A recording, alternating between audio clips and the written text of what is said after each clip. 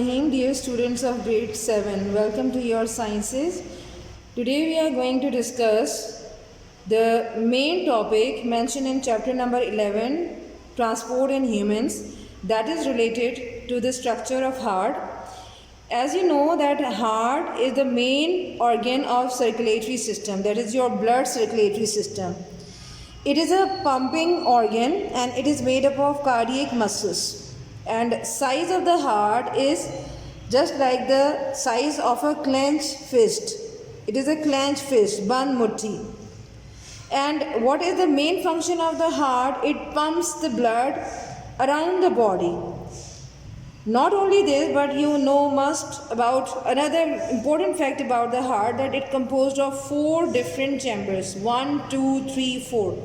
These topmost chambers are given the name atria or atrium, having 2 categories, right atrium and the left atrium, while the lower or bottom chamber of the heart are called right ventricle and the left ventricles.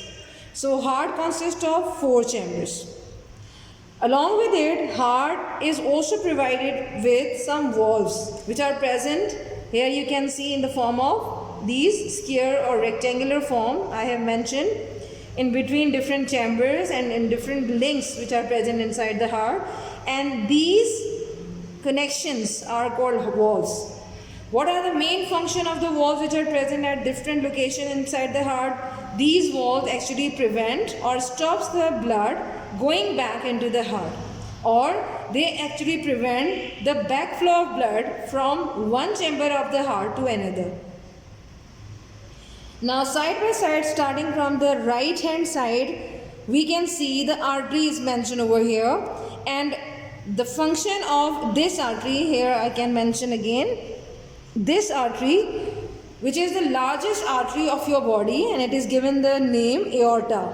So what is the function of this artery? It carries the deoxygenated, not the deoxygenated as well, you can also say that oxygenated blood to the various parts of the body, while artery on the other side carries deoxygenated blood. So there is a confusion about that. I have mentioned arteries carries blood, and here arteries carries blood as well. So it means this artery is the aorta and this artery is called the pulmonary artery. So this artery is responsible for carrying oxygenated blood from, you can say from heart to different parts of your body, different system of your body. While on the other side, this artery, which is called the pulmonary artery, carry the blood. Which type of blood?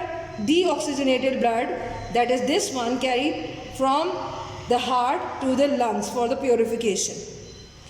After purification, the oxygenated blood is returned back to the heart from or through the veins, which are called the pulmonary vein. Here you can see these veins which are returning the pure blood to the left chamber, left atrium of the heart. So these veins are responsible for carrying oxygenated blood into the heart from the lungs. Then you can also observe that some of the chambers of the heart are provided with the valves, and as I told you, the valves prevent the backflow of blood from going, or normally responsible for going from one chamber into the other inside the heart. Now some of the related structure that are actually concerned with the walls of the heart, left atrium as well as the right atrium of the heart consist of thin walls, while the left ventricle and the right ventricle of the heart consist of thick walls. So the left ventricle is the strongest and the largest, you can say, the chamber of the heart, which is responsible for pumping high pressure. It has to face high pressure of blood, so it pumps blood to different parts of the body except one part, and that part is lungs. While on the other side, the right ventricle, this is the right chamber, so it is right ventricle. It is also made up of thick walls. It has thick walls and it pumps or supply blood from the heart to the lungs.